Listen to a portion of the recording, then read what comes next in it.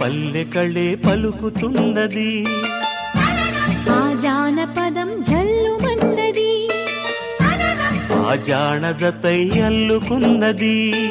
మొగలి పువ్వు మహారాజుకి మొదటి కానుక, ఎదను పరిచి వేసేయన ప్రణయ వేదిక.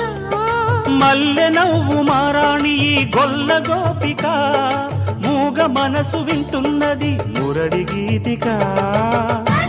రేపల్లె మళ్ళీ మురళి విన్నది, ఆ పల్లె కళే పలుకుతున్నది.